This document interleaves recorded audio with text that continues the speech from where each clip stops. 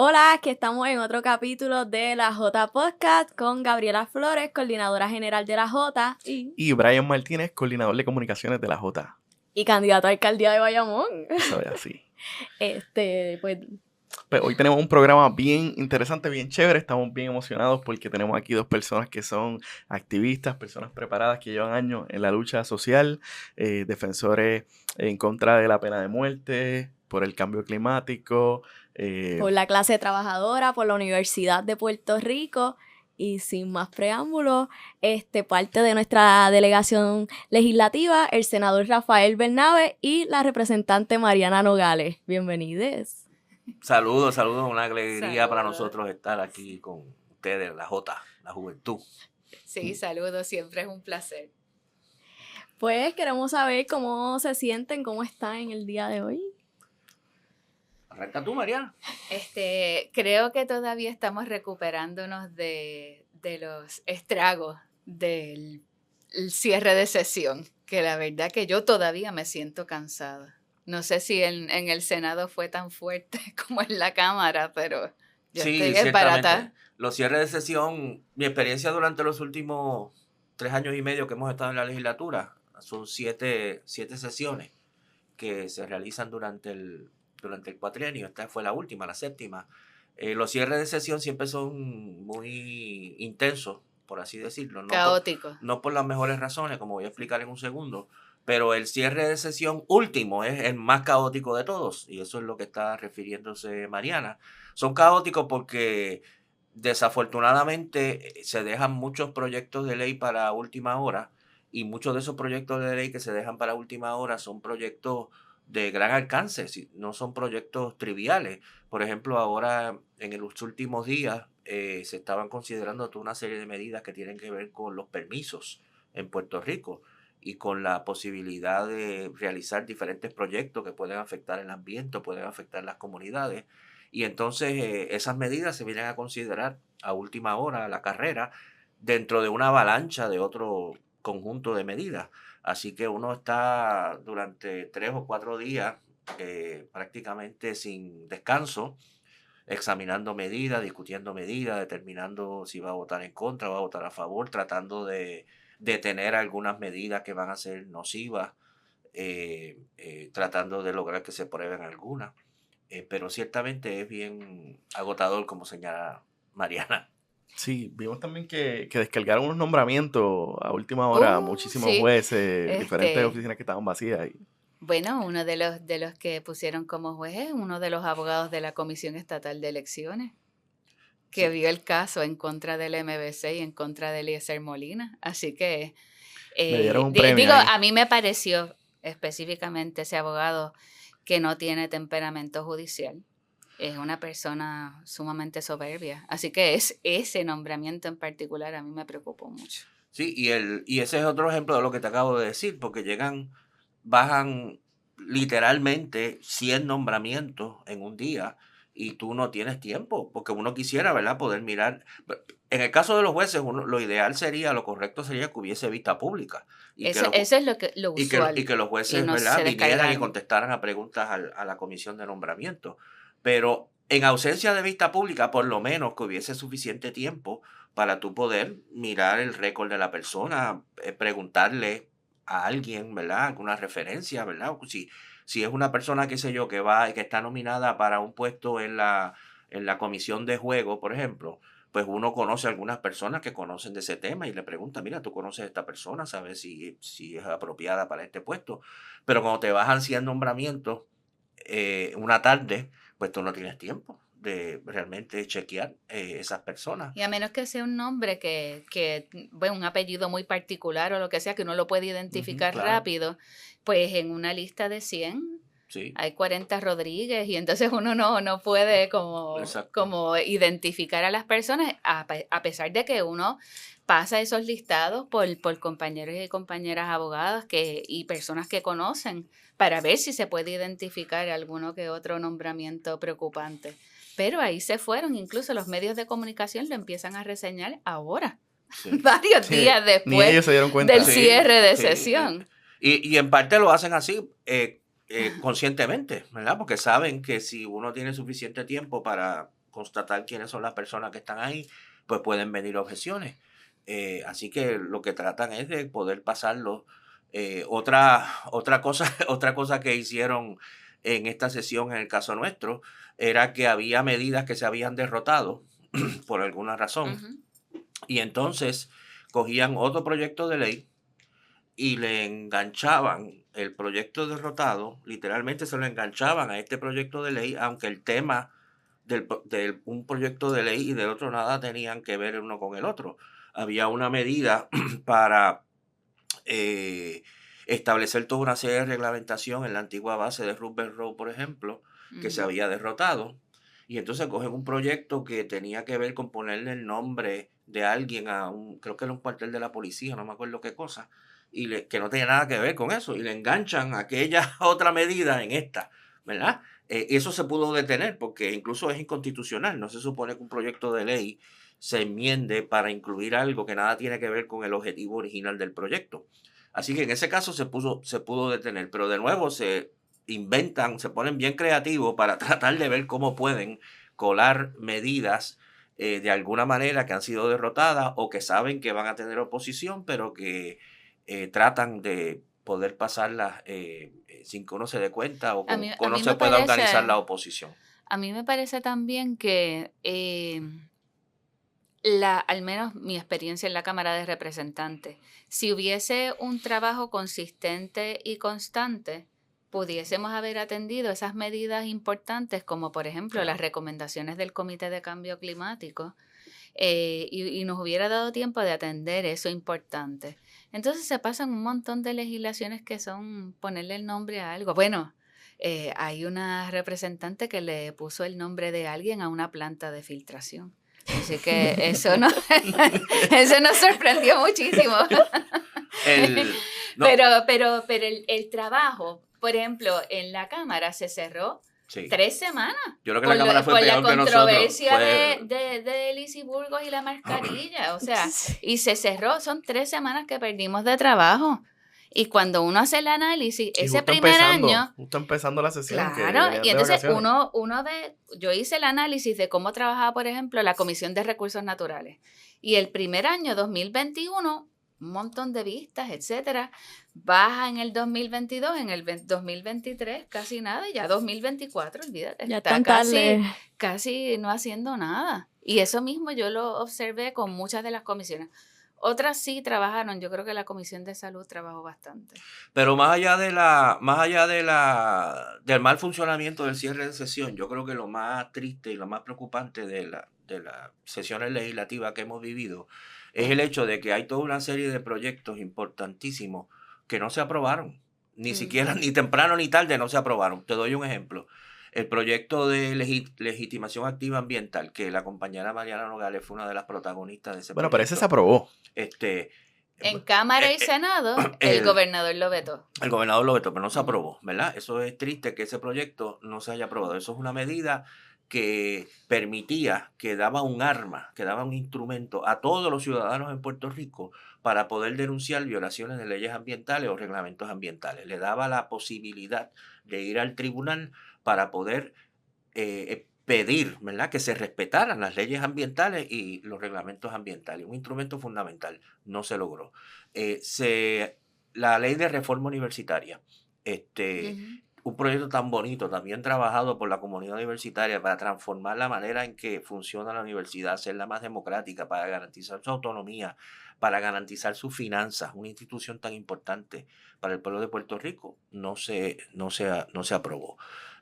Presentamos medidas para devolver derechos a los trabajadores y trabajadoras. Se aprobó, pero en ese caso la Junta de Control la derribó. Presentamos medidas para proteger el derecho de los trabajadores a organizarse sindicalmente, algo tan importante para una sociedad democrática. Presentamos medidas para fortalecer el derecho al aborto. Pudimos evitar los intentos de debilitarlo, pero no logramos medidas para poder fortalecerlo, protegerlo más. Y así puedo hacerte la conclusión de lo que estoy diciendo es que concluimos esta sesión legislativa con una agenda inconclusa, con muchas medidas que ya existen, pero que necesitamos aprobar. Y por eso es importante que en noviembre elijamos una legislatura que sí le dé paso a estas medidas y que siga batallando por estas medidas. Sí, nosotros apostamos a una nueva mayoría para poder empezar a enderezar todo lo que ha ocurrido en el país y particularmente todas las leyes de Fortuño que son espantosas. Y precisamente porque Mariana, tengo que decir, ¿verdad? Yo, Ana Irma Rivera Lacén, José Bernardo Másquez, otros compañeros, los compañeros del PIB en la legislatura, hemos estado impulsando estas medidas que te señalé. Es que ha habido una campaña, y hay una campaña tan fuerte para tratar de sacarnos de la legislatura. Ejemplo de eso es la campaña de lodo y de difamación en contra de Mariana, que todo el mundo conoce. El hecho de que se nos ha negado el derecho a crear una alianza formalmente. Hemos creado una alianza, pero una alianza dándole la vuelta a las decisiones del tribunal que no reconoció nuestro derecho a asociación, ¿verdad? Evidentemente la prohibición de hacer alianzas es una violación de nuestro derecho a la libre asociación garantizado por la Constitución. No se nos permitió. Ejemplo también ha sido la creación del famoso Super PAC, que tiene como objetivo detener nuestras candidaturas. Y ejemplo dramático es el caso en los tribunales que ha logrado sacarnos injusta y antidemocráticamente de la papeleta. Por eso es que tanto Mariana como yo vamos por nominación directa. Así que hemos hecho un trabajo en la legislatura defendiendo a la gente del ambiente. Por eso mismo nos hemos ganado el rechazo de los sectores que quieren seguir aprovechándose de la gente del ambiente para enriquecerse. Y por eso mismo es importante que todos los que estemos comprometidos con la gente del ambiente en Puerto Rico elijamos, como dice Mariana, una nueva mayoría en la legislatura. Nosotros vamos a la reelección, pero hay mucha gente muy buena que va ahora a la elección y es importante que si queremos que estas medidas puedan aprobarse, votemos por esos candidatos del cambio. Ya no hiciste tenía una pregunta sobre qué proyectos le han creado como que frustración de que no se hayan aprobado, se los dejaran estancados. Ya no hiciste como que una amplia lista de eso. Quisiéramos saber qué proyecto fue el que les dio satisfacción. Si hubo ese proyecto que pudieron aprobar en ambos cuerpos, conseguir la firma del gobernador y que sea como que ese logro durante esta sesión legislativa. A mí me parece que del cierre, para empezar de atrás hacia adelante, en el cierre se colgó por distintas razones el proyecto que pretendía postergar la implementación de la prohibición del plástico de un solo uso. Y aquí hay un problema de manejo de los residuos brutal, y esa es una manera que podemos empezar a trabajar con eso. No solamente porque el plástico de un solo uso llena nuestros vertederos, sino que también contamina los cuerpos de agua, afecta a la vida marina y lo tenemos en nuestras carótidas y en los testículos. Así que es importante uno saber que los microplásticos llegan hasta ahí. Y me gusta decirlo porque la gente tiene que saber y tiene que asustarse con el peligro del plástico. Sí, a mí me dio mucha satisfacción el hecho de que logramos un aumento del salario mínimo. Una de las primeras medidas que yo radiqué cuando llegué a la legislatura fue precisamente una medida para aumentar el salario mínimo. La medida que se aprobó no fue la nuestra, fue una medida que no aumentaba los salarios tanto como nosotros quisiéramos, pero se logró por impulso nuestro por la insistencia. Y por la insistencia y el apoyo nuestro se logró una medida. Cuando nosotros empezamos el cuatrienio, el salario mínimo en Puerto Rico era $7.25 la hora. Ahora mismo es $10.50 la hora. Acaba de entrar el tercer aumento. O sea que en cuestión de 3 años, nosotros hemos logrado aumentar el salario mínimo de $7.25 la hora a $10.50 la hora. Eso son más de $3 por hora de aumento. Estoy correcto, ¿verdad? Mire, y aquí hubo mucha queja sobre ese aumento del salario mínimo, pero precisamente yo estaba escuchando a Edwin Marrero que nos está explicando cómo ha subido el precio de los furgones. Así que el incremento de los productos que compramos en Puerto Rico no están ligados al aumento del salario mínimo, sino al aumento de las maneras en que se importan los bienes que llegan a Puerto Rico, sobre todo la comida. pero siempre tenemos el discurso del libertinaje económico, me gusta ese nombre. No piensen que estoy llamando por teléfono, es que estoy haciendo un cálculo. del libertinaje económico que insiste que los derechos de los trabajadores son los que encarecen los productos, la comida, el café, la comida que compramos en algún restaurante. Falso. El problema del encarecimiento de los productos es cómo el monopolio que existe actualmente en puertos ha encarecido los servicios y ese costo se le pasa directamente al consumidor. Más, siempre tenemos que hablar de las leyes de cabotaje. Así que es un asunto mucho más complejo que no puede echársele la culpa al salario mínimo ni a los derechos de los trabajadores. Eso es una falacia. Yo estaba haciendo un cálculo ahí para que tú te des cuenta de lo que esto significa. Aumentar el salario mínimo. En Puerto Rico se calcula que hay más o menos 200,000 personas que trabajan con el salario mínimo. Eso quiere decir que si tú aumentas el salario mínimo $3 por cada hora que trabajan, al día son más de casi $5 millones más que van a manos de nuestra clase trabajadora. Es una cantidad extraordinaria de dinero. Por eso es que los sectores patronales nos odian tanto, ¿verdad? Porque les hemos costado mucho, han tenido que hacerle un poquito de justicia a los trabajadores y trabajadoras durante los últimos 3 años y eso les molesta.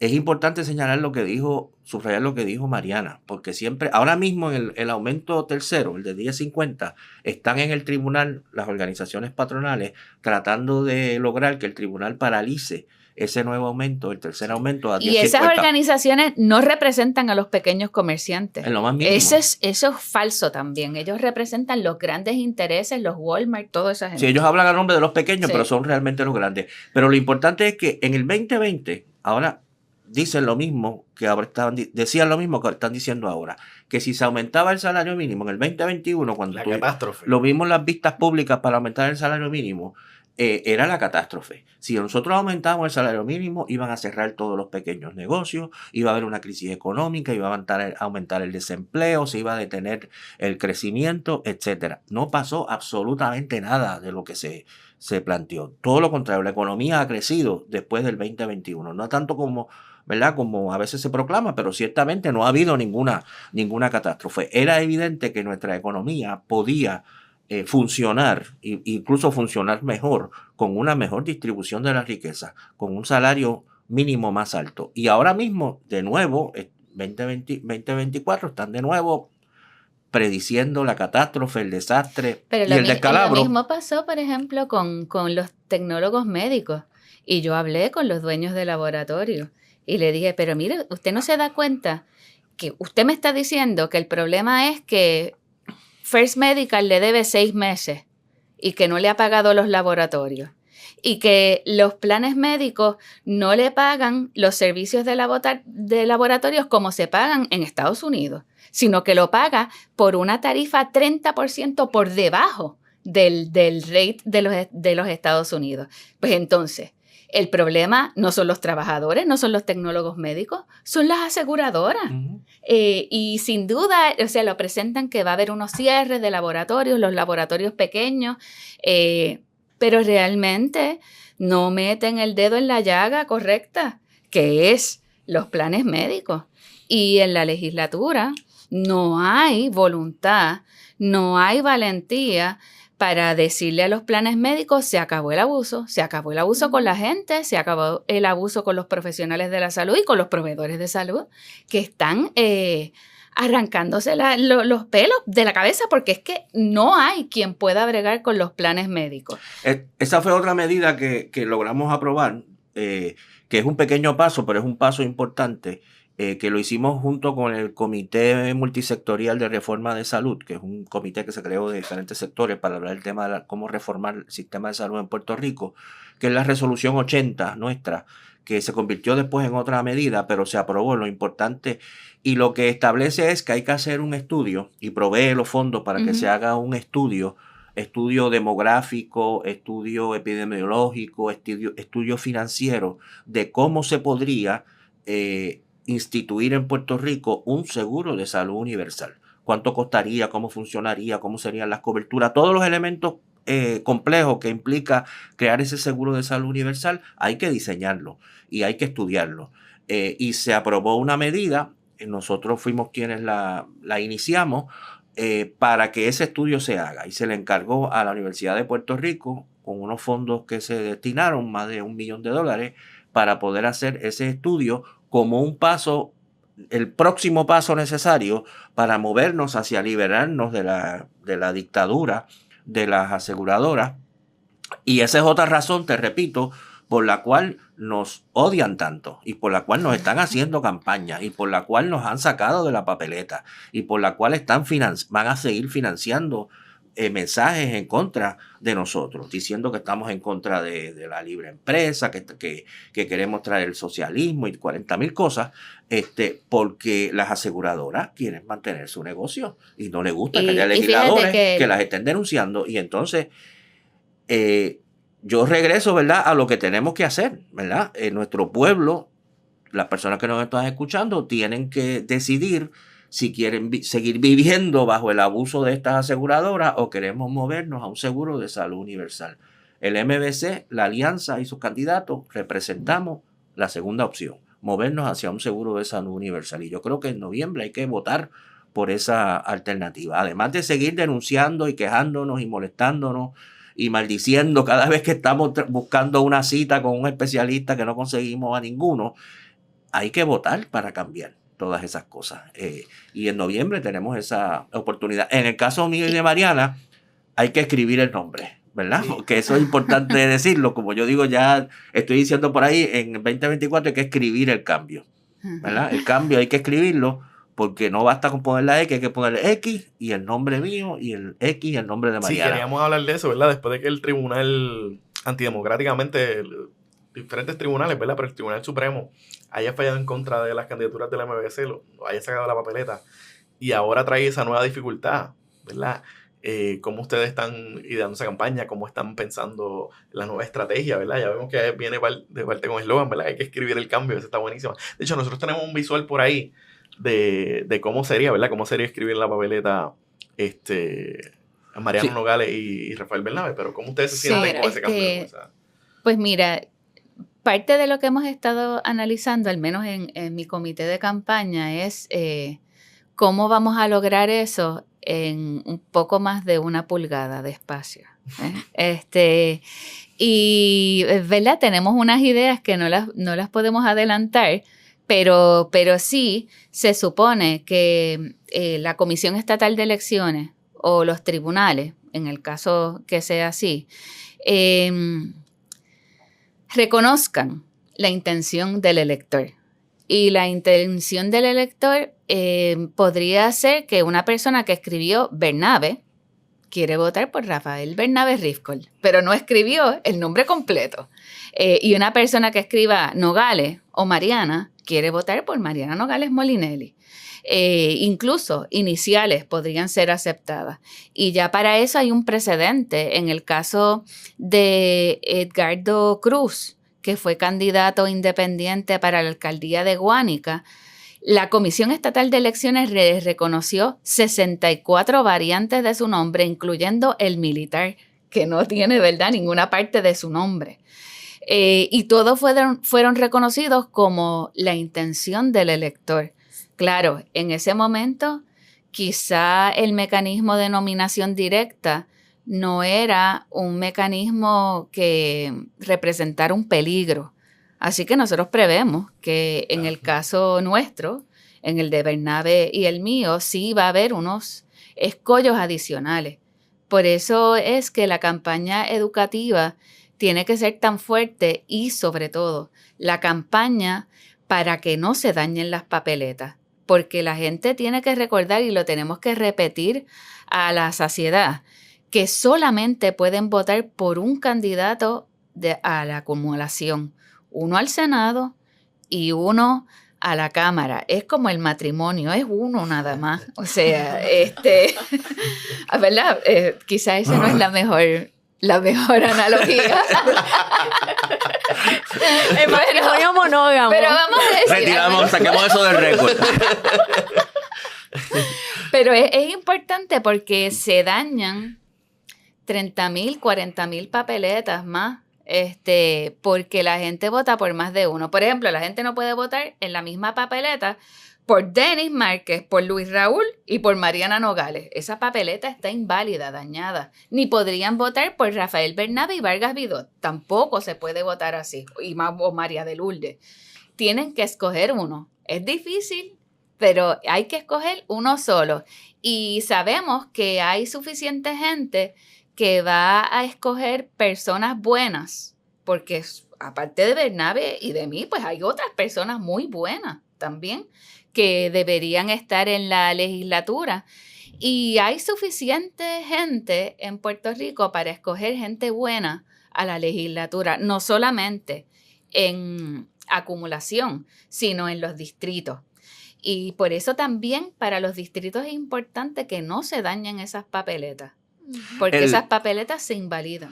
Y el hecho de que hay suficiente gente para elegir a todo el mundo no es hipotético, es la realidad. En las elecciones pasadas salió electo Vargas Vidot, salió electo María de Lourdes Santiago, salió electo Ana Irma Rivera Lacén y salió electo Rafael Bernabe.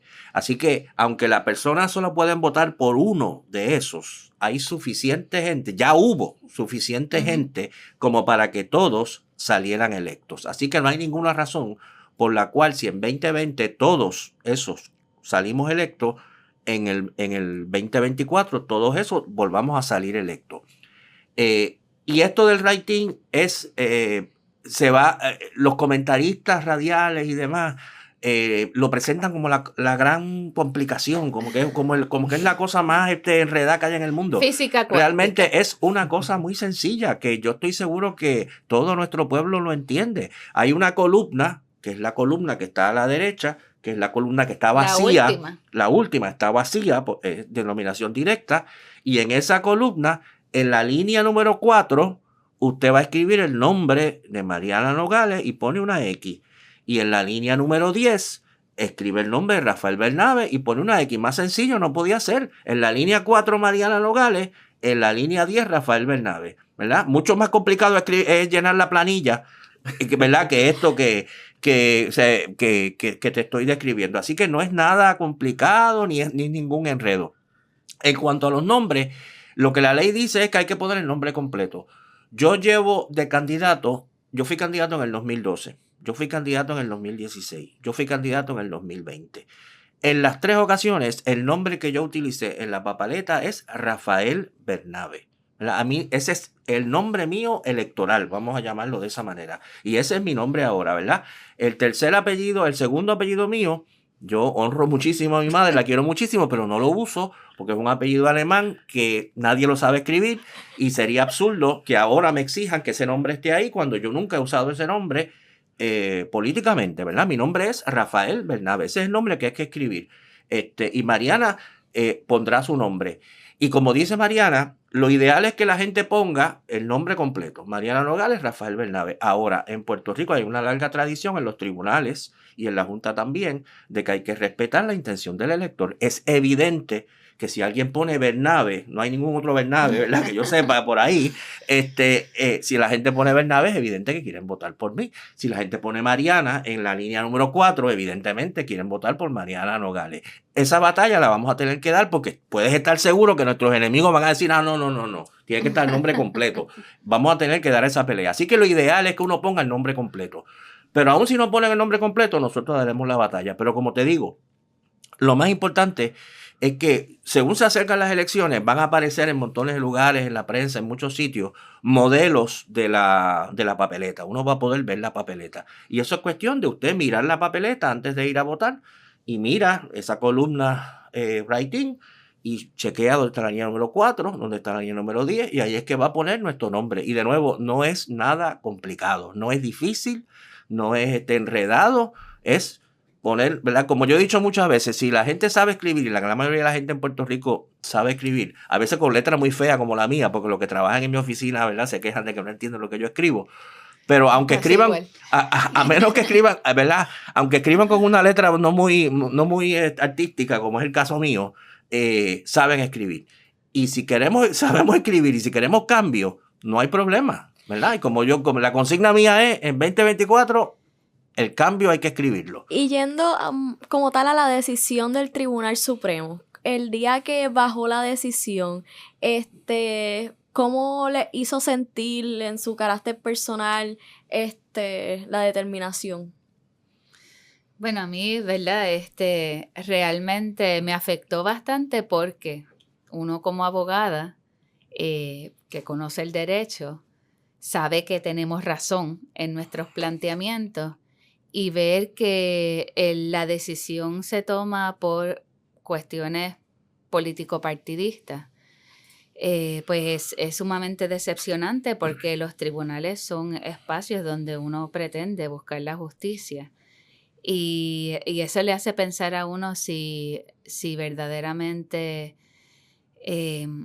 siguen siendo los espacios donde buscar justicia o no. Uno sabe que no todo la justicia se va a encontrar en el tribunal. Eso yo lo sé como abogada. Pero de vez en cuando uno puede hacer pequeñas justicias. Uno puede lograr que un padre se relacione con sus hijos en Navidades. Puede lograr que una custodia mal adjudicada revierta hacia la persona más capacitada para criar esos niños. Puede lograr la absolución de un manifestante en un caso fabricado y que le determinen no causa luego de 2 años litigando en los tribunales. Puede lograr que se caigan casos, puede darse cuenta, los jueces pueden darse cuenta de las fabricaciones también y pueden hacer justicia. Pero la justicia como un concepto general no está en el tribunal. Eso es algo que va por encima del tribunal. Y en este caso nosotros podríamos, ¿verdad?, ver ese análisis porque la salida, la expulsión de la papeleta, que fue la determinación del Tribunal Supremo, que no se quedó ahí, sino que va más arriba y dice, ese puesto no está vacante, no se puede llenar con otra gente, es que te lo vamos a eliminar completo, que eso no estaba ante el tribunal. Fue un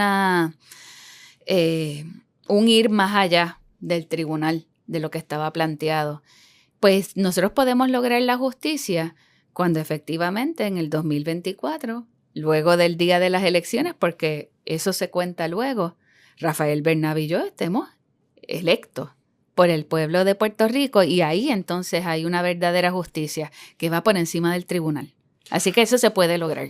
Sí, a mí esta situación del caso me provoca varias reflexiones. Primero que nada, yo creo que es bien importante recordar que este es un caso político. Uh-huh. Se presenta como un caso que hay una preocupación por el respeto de la ley electoral. Todo eso es una fachada.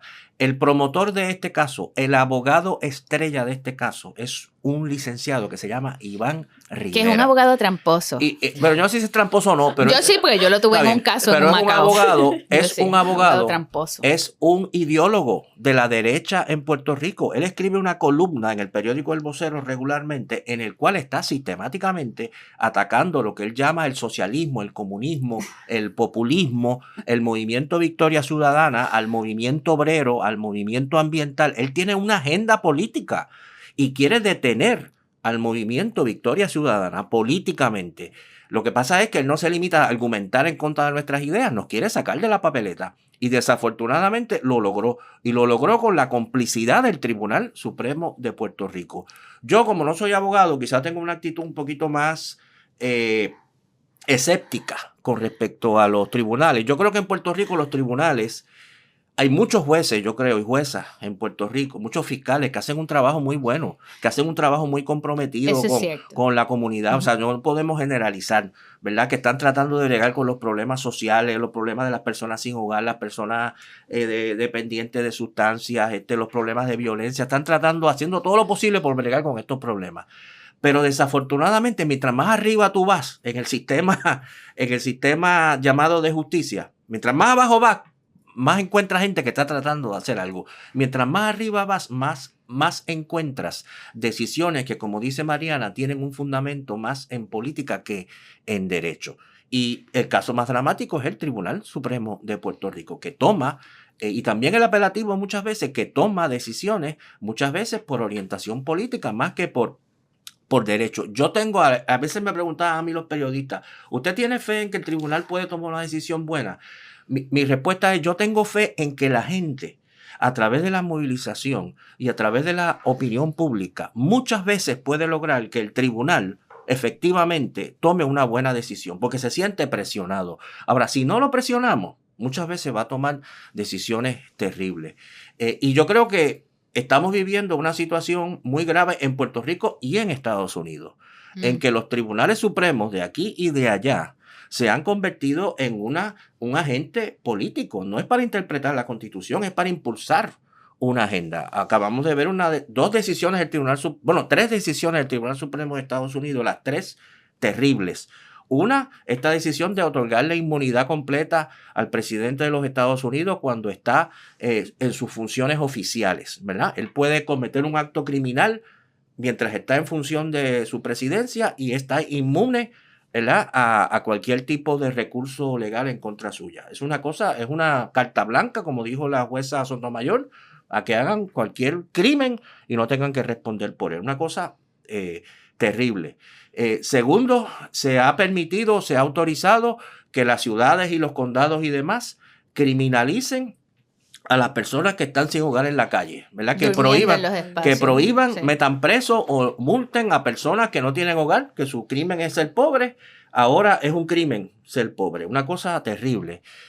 Quizá un aspecto más técnico que la gente conoce menos, se ha revocado lo que se conocía como la doctrina Chevron. La doctrina Chevron lo que decía era que cuando hay una legislación, las agencias que tratan con un tema, por ejemplo, calidad ambiental, calidad del aire, las agencias que bregan con calidad de aire, que son las que conocen, ¿verdad?, el tema, pueden establecer los reglamentos para bregar con ese asunto. Ahora eso se revocó y ahora una empresa puede ir al tribunal y pedirle a un juez que revoque lo que una agencia ha establecido. Hasta ahora la idea era, el juez no es experto en cuestiones de calidad. El expertise lo tiene la agencia. El juez no es experto en cuestiones de calidad de aire. Después que la agencia esté bregando con el asunto sin violar la ley, tenemos que deferir, ¿verdad? Tenemos que aceptar que la agencia es la que sabe sobre calidad de aire. Ahora no. Ahora el juez puede decir, bueno, yo creo que la Tierra es plana, así que esta es mi determinación. Hay gente, ¿verdad?, que cree que la Tierra es plana. Sí, no estoy exagerando, sí, ¿verdad? No estoy exagerando. Un juez puede decir, como dice mucha gente, el cambio climático no existe. Sí. Eso es un invento. Y la pandemia, ¿verdad?, tampoco. El cambio climático no existe. Por lo tanto, estas disposiciones del Departamento de Energía con respecto al cambio climático están inválidas. Y se acabó. ¿Verdad? Son unas medidas terribles que toma el Tribunal Supremo de Estados Unidos que nos van a afectar. Así que hay una situación. Es la línea ideológica, porque el Tribunal Supremo Federal pues tiene las dos tendencias, demócrata y republicano. Y como ahora hay una mayoría republicana, pues ellos quieren ir limitando el poder federal. Por eso el asunto de las agencias, quitarle poder a la EPA, para reconocerle cada vez más poder a los estados, que es el mismo caso ¿verdad?, que revoca Roe versus Wade. Deja que los estados reglamenten individualmente y de manera dispar el asunto de los derechos reproductivos y la terminación del embarazo. Y eso nos pasó a nosotros también. Aquí Luis Fortuño Burset hizo lo que se llama un court packing, y no solamente nombró los puestos que estaban vacantes, sino que logró que se pidieran más jueces, 9 jueces. Y eso ha tenido un efecto horrible. Yo me acuerdo en la escuela de Derecho pensar, las próximas 3 décadas van a ser un desastre en el Tribunal Supremo de Puerto Rico. Y lo han sido así, y en estas elecciones nosotros tenemos que nombrar 3 jueces. ¿Queremos seguir la tradición de Fortuño o queremos unos jueces que verdaderamente tengan la capacidad intelectual? el compromiso, el temperamento judicial, la empatía y el análisis de derecho adecuado dirigido hacia lograr la justicia, no dirigido a mantener el poder de ciertos sectores y el poder político partidista, que es lo que está ocurriendo en estos momentos. Y eso, como bien señala Mariana, la situación actual, ¿verdad? Esperemos que pueda cambiar, pero tanto en Estados Unidos como en Puerto Rico, subraya el hecho de que no podemos esperar que de las mayorías, porque hay excepciones, ¿verdad? Pero, o sea, hay minorías, pero desde las mayorías de ambos tribunales supremos, en Puerto Rico y en Estados Unidos, podamos esperar las decisiones que nosotros quisiéramos si queremos impulsar la justicia social. Y eso lo que implica no es que nos resignemos a que ahora estamos en manos de estos tribunales, sino que tenemos que organizarnos, tenemos que movilizarnos, tenemos que elegir personas que representen el cambio. Porque los tribunales, incluso los peores tribunales, se ven influenciados por lo que ocurre en la sociedad. Por décadas, desde 1896, creo que fue 90 y cuánto, cuando el caso que constitucionalizó la segregación racial, Plessy versus Ferguson, los tribunales en Estados Unidos hasta la década del 50 aceptaron la segregación y aceptaron la doctrina de que separate but equal, después que sean iguales, no importa que estén separados. Esa era la doctrina. En la década del 50 los tribunales revierten eso y establecen que no, que la segregación es por definición desigualdad y que no puede existir la segregación. ¿Pero por qué ocurre eso? Porque los tribunales de pronto se iluminaron y se dieron cuenta de que venía justicia. Lo mismo con el matrimonio interracial, exacto, el matrimonio se dio interpersonas. Cuenta, todo eso cambió, sexo. Los tribunales se vieron obligados a cambiar de doctrina porque la gente estaba en la calle, la gente estaba movilizada, la gente estaba protestando, la gente estaba haciendo todo tipo de movimiento. Y entonces siempre dicen que el cambio social precede la doctrina judicial y el derecho. Así que todo el cambio social y la evolución que se va dando eventualmente se ve reflejada en la jurisprudencia y en los tribunales. Eso es lo que ha ocurrido hasta el momento, pero sí tenemos una situación difícil con esa movida a la derecha de por los eso tribunales en el mundo entero. Y por eso en estas elecciones de 2024, votar por Mariana y por mí, en este caso Writing, y sobre todo en ese caso que es Writing, no es solamente votar a favor de nuestras ideas, de nuestras propuestas, es también votar a favor del concepto de que es el pueblo el que debe elegir sus candidatos y no el tribunal. O sea, es mandarle un mensaje al tribunal y a la Comisión Estatal de Elecciones y a los partidos que nos han querido sacar y al señor Iván Rivera y a todos los que han estado detrás de este caso, es mandarles un mensaje diciendo: nosotros somos los que vamos a elegir, no son ustedes, nosotros somos los que vamos a elegir. Ustedes sacaron a esta gente de la papeleta y nosotros lo vamos a poner en puesto electivo, a pesar de que ustedes nos han sacado. Del gobernador, algo así. Y por esa misma línea, para ir cerrando, aparte del resumen que nos han dado de todo el trabajo espectacular que han estado haciendo en estos 4 años, como su primer término en la legislatura, ¿qué es ese pensar que les confirma día a día de que deben seguir en la legislatura? Para ese mensaje que les quieran dar a esas personas para que escriban su nombre el próximo 5 de noviembre. Pues mira, aunque uno ha estado en una situación de minoría, una de las funciones del legislador, que no es solamente presentar legislación, es investigar y fiscalizar. Y para mí son importantes las investigaciones legislativas sobre el condominio Sol y Playa, sobre la reserva estuarina Bahía de Jobos en Salinas, porque dieron resultados y acabaron revocando permisos y hasta demoliendo unas estructuras en ambos casos, tanto en Sol y Playa como en Bahía de Jobos. Y esas investigaciones, la fiscalización que se hizo, por ejemplo, en cuanto al caso de Luma y Genera, han sido magníficas porque le brindan oportunidad al pueblo de conocer lo que está ocurriendo y de darles las herramientas para que hayan unas decisiones adecuadas, que es lo que quiere decir la participación ciudadana también. Así que nosotros tenemos todavía mucho que hacer. muchas propuestas que presentar y tenemos que defender a la gente, al país, a la naturaleza. Y por esa razón es que nosotros entendemos que debemos seguir en la legislatura haciendo el trabajo que hemos hecho hasta ahora y aún más.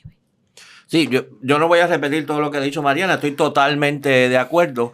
Yo lo único que señalo en el caso mío es que yo no estoy en la legislatura por gusto ni por placer. Realmente la gente piensa que uno va allí a disfrutar y realmente es un trabajo y muchas veces es un trabajo que no es el más agradable del mundo. Yo soy profesor universitario, a mí me encanta la universidad, me encanta escribir, me encanta estudiar, me encanta interactuar con los estudiantes. Si por mí fuera, yo estaría en la universidad feliz de la vida haciendo mi trabajo. Yo estoy haciendo esto porque hay que lograr el cambio. Uno no tiene más remedio que enlistarse en el ejército para lograr el cambio. Y me ha tocado a mí estar en ese puesto, ¿verdad? Y estaré en ese puesto en la medida que sea necesario.